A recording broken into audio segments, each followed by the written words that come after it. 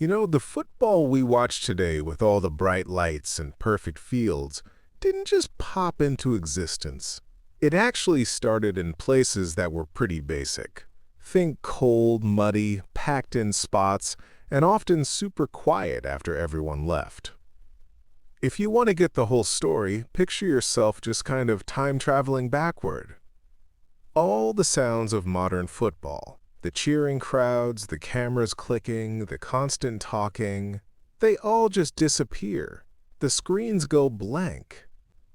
The stadium lights shut off. What's left is something really straightforward. Just a ball, some people, and the urge to play. Keep going way, way back over hundreds of years, and you'll find a world with no paid players, no big company sponsors, not even the word football as we use it now. You'll discover something more relaxed and less structured. It was more like a bunch of different games where people would kick, shove, or guide something that looked like a ball. They did it for a mix of fun, tradition, and practice. Back in ancient China, during the Han Dynasty, they say soldiers played a game called kuju. The name basically means kick ball. They used a ball made of leather, packed with feathers or hair. The goal was a small opening in a net, up off the ground. Players had to get the ball up, aim it well, and keep it going with their feet. There weren't huge crowds or anyone announcing what was happening. Just the sound of feet hitting the leather, people quietly watching, and the focused effort of men who were mostly training for war. In Greece, they had something a bit different, a game called episkairos. There was a ball, teams, and lines marked on the ground. The main idea was to get the ball past the other team, using strength and working together. The Romans picked up on games like these and came up with harpastum. This one was faster, rougher, and felt more like a test of who could last the longest. Wherever Roman soldiers went, they brought their games with them to places like North Africa, the Middle East, and Britain. When their empire crumbled, bits and pieces of their games stuck around, blending into local traditions like forgotten spices in an old family recipe.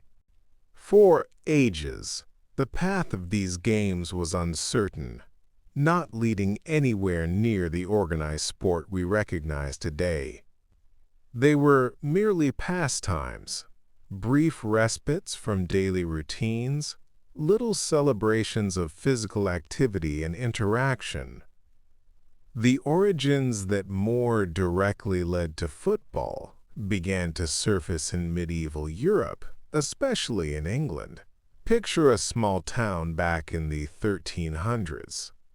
Homes were packed closely together, and the streets were narrow, often cluttered with animals, mud, and market stalls. There were no cars or electricity, meaning daylight hours were limited. On a couple of occasions each year, usually during a holiday like Shrove Tuesday, the entire community would gear up for a massive, chaotic event, a game of mob football. There was just one ball.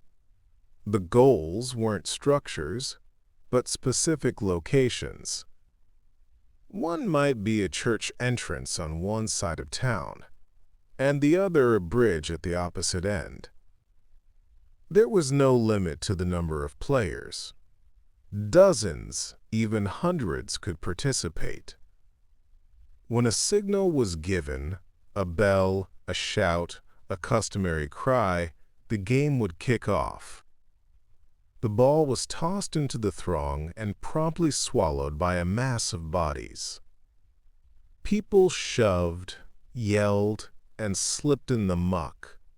Some attempted to kick the ball, others to carry it, and many simply tried to advance with the surging crowd. The game would surge through streets, across fields, and even into shallow streams. Stalls were overturned, clothes ripped, and occasionally windows shattered. From a distance, it didn't look like a structured match.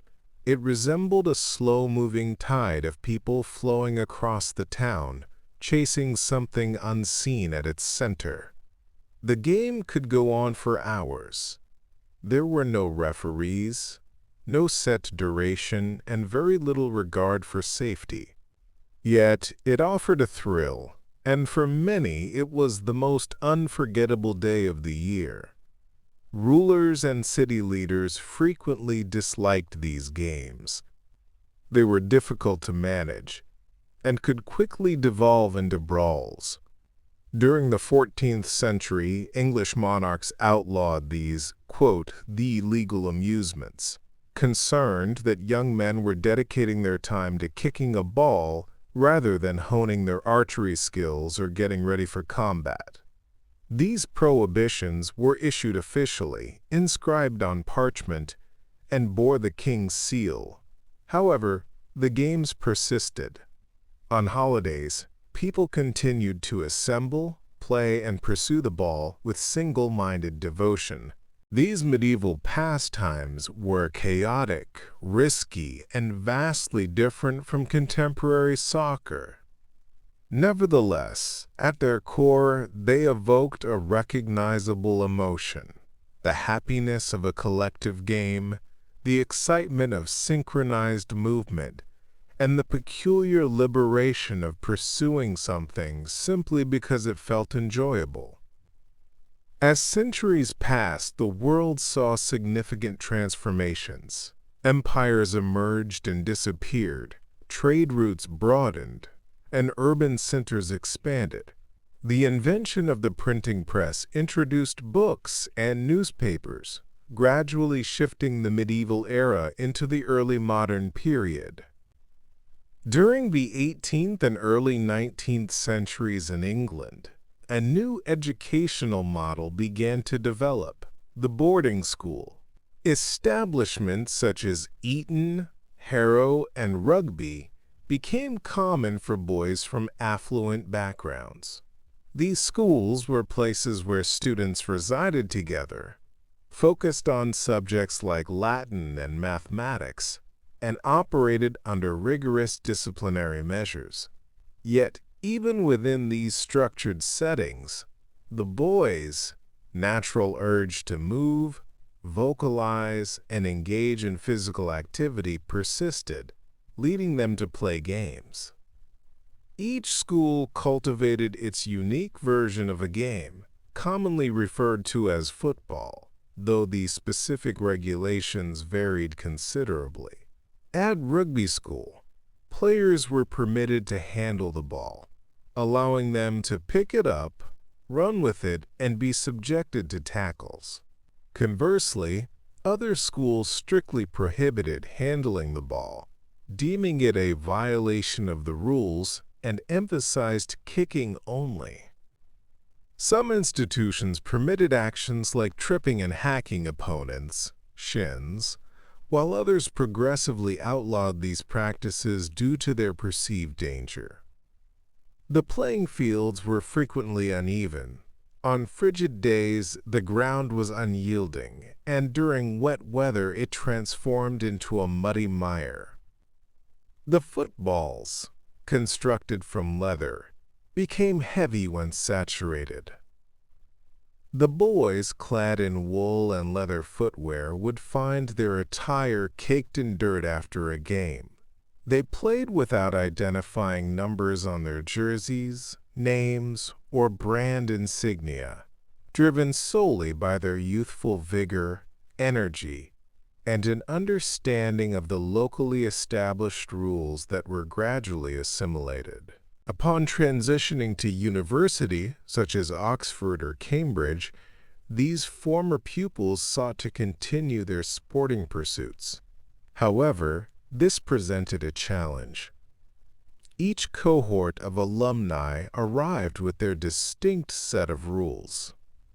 Consequently, a match involving former students from different schools, for instance, Rugby and Eton, inevitably resulted in prolonged disputes. Could we grab the ball? Is this kind of tackling okay? Did that count as a goal? The fix was straightforward in theory, but tough to pull off. They needed shared rules.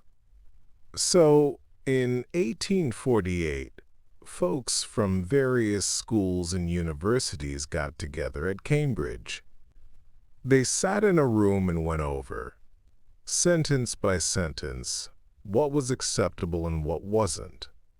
What came out of it was a set of rules called the Cambridge Rules. These rules brought the game more in line with how it's played today. Using your hands on the ball was limited or forbidden.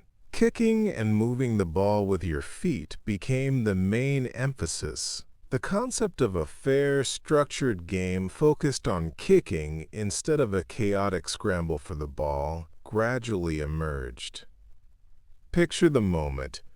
A hushed room, maybe by candlelight or oil lamps, young guys in dark jackets, gathered around a table, scribbling notes with ink. It's chilly outside, but in there, they're putting together something that will last much longer than they will. As schools were busy setting up their sports events, a major shift was unfolding beyond their doors: the Industrial Revolution. Cities like Manchester, Birmingham, and Sheffield saw the emergence of factories. Their tall chimneys puffed smoke into the overcast skies, and trains clattered along newly laid railway tracks. The workday was demanding, frequently stretching to 6 days a week, from sunrise to sunset. Life was tough, monotonous, and draining. However, the workers possessed a valuable asset: a few hours of respite, particularly on Saturday afternoons. During these breaks, many found solace in football. Amidst the backdrop of mills and factories, in open areas near canals or railway depots, men started forming teams. These initial clubs were frequently associated with their workplaces, religious institutions, or local communities. They sometimes played in everyday attire, other times in straightforward, matching shirts. Goalposts could be fashioned from wood or simply indicated by jackets placed on the ground. Initially, there weren't many onlookers, primarily friends and relatives who would stand by the sidelines enduring the chill and cheering on acquaintances chasing a ball. As more folks got into playing, more folks also wanted to watch. Games between nearby teams, the local derbies, started drawing bigger audiences. People would show up walking, in horse-drawn carts, and eventually by train, paying a little to get in. Clubs started seeing that football could actually make money, maybe not a fortune initially, but enough to cover renting fields, buying gear, and eventually even paying the players. Still, football wasn't quite on the same page everywhere. Some clubs played by one set of rules while others had their own. The sport was growing way faster than its rules could keep up. This is precisely why that meeting at the Freemasons Tavern in London back in October 1863 was such a big deal. Representatives from a bunch of clubs met up in that place on Great Queen Street. The atmosphere in the room was hushed but definitely had some underlying tension. They were all dressed up in dark suits, many sporting beards or mustaches, which was how guys dressed back then. On the table, there were papers and pens. They had all gathered to create something that hadn't existed before: a single, agreed-upon set of rules for football. They got into a discussion about whether it was okay to hack opponents, meaning kicking their shins. Some folks argued that being tough was just part of the game. Others, though, felt that kicking people's shins was just plain brutal and not needed. They also debated about using their hands. Should players be allowed to run with the ball like in rugby?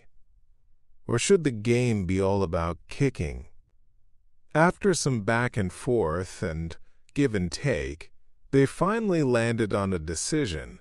The group decided to outlaw hacking. They also decided to limit how the ball could be handled. Their chosen path was a game focused on passing, dribbling, and kicking, instead of carrying and tackling. This meeting led to the formation of the Football Association, or FA, along with the very first written rules for the game. A handful of clubs, not happy with these choices, went their own way and ended up helping to shape rugby. However, the foundation for what football is today was laid right then. This wasn't exactly a global sensation at the time. There were no pictures, no live coverage. It was just a few guys heading home through the London mist, possibly not realizing they had just put the framework in place for what would eventually be known as the world's game.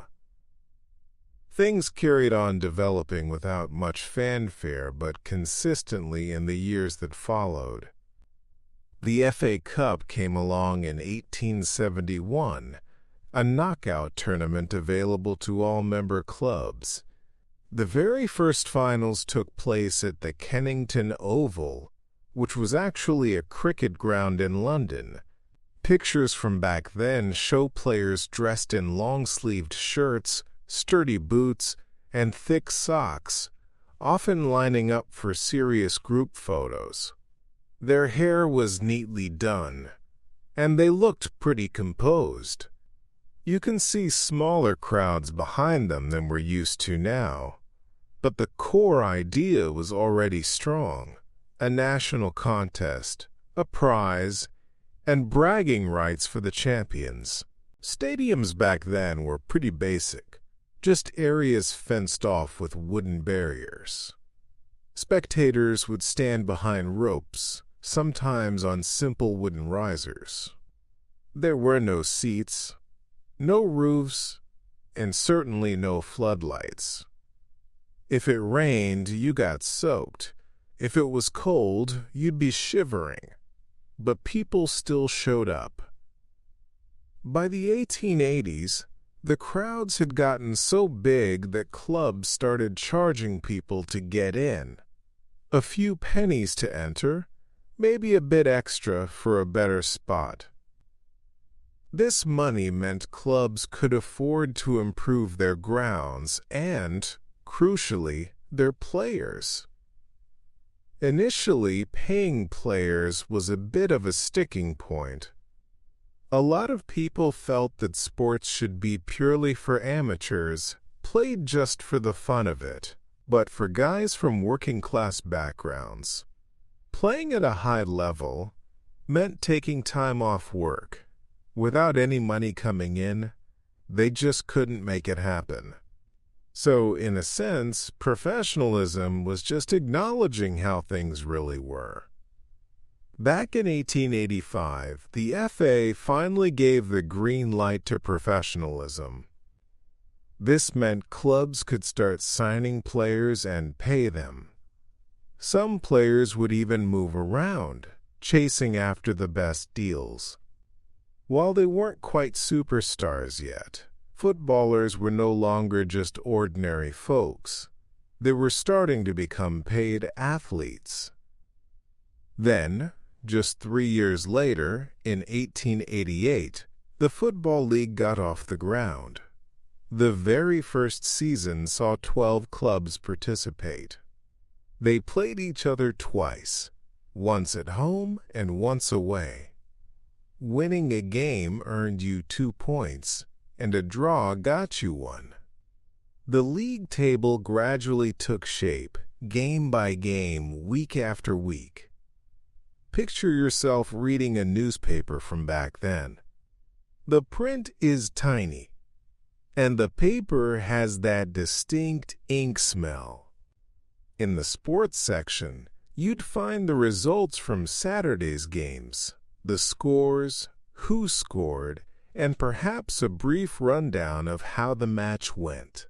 Below that, you'd see the league standings, who was at the top, who was having a tough time, and who desperately needed a win. You can almost sense the beginnings of something modern here. A well-organized competition, a predictable schedule, and a whole season unfolding.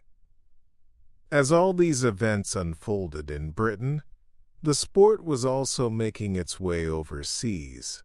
British sailors brought the game with them on their voyages. Engineers involved in railway and port construction in other nations would organize games during their free time. Merchants, educators, and immigrants were instrumental in spreading both the regulations and the essence of the sport. In Argentina, British laborers were instrumental in setting up clubs in Buenos Aires. As local individuals began to participate, the game quickly became accessible to everyone, moving beyond just the expatriate community. In Brazil, games started to take place near Sao Paulo and Rio de Janeiro, expanding from academic grounds and circles of expatriates into local areas and favelas. In Italy, students and immigrants established clubs that would later develop into powerhouse teams, such as AC Milan, Internazionale, and Juventus. Similarly, in Spain, Barcelona and Real Madrid evolved from modest gatherings of enthusiasts into major organizations. Everywhere the sport landed, it was modified. Sometimes, the playing fields were uneven and dry. Other times, they were squeezed into tight urban areas. Occasionally, they were just basic grassy patches in remote locations. Children frequently played without shoes or in simple sandals, using whatever ball they could find or create. In many regions, goals were simply marked by 2 stones placed on the ground. There were no cameras or lasting records of these initial matches, only recollections and tales passed down through generations.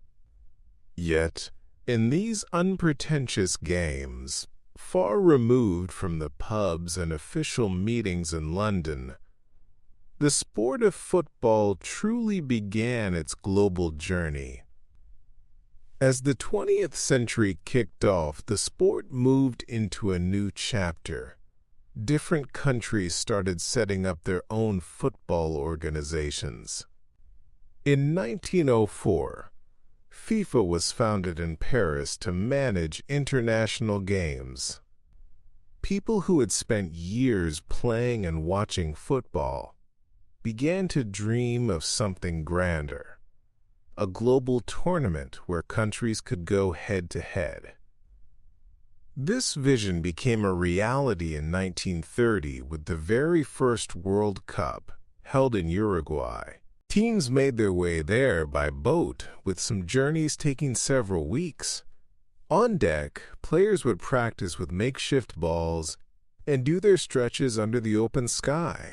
Upon arrival, they were met by enthusiastic throngs of people. While the stadiums weren't huge by today's standards, they felt significant, almost hallowed, to everyone who entered them. Throughout the games, the noise from the spectators ebbed and flowed like the ocean waves.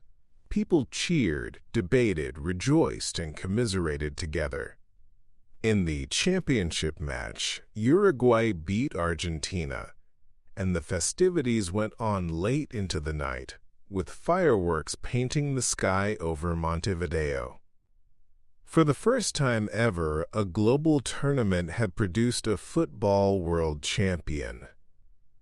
Still, even in that historic moment, if you look closely at the players leaving the field, their faces weary and their jerseys drenched in sweat, you'd notice they were fundamentally just guys kicking a ball around.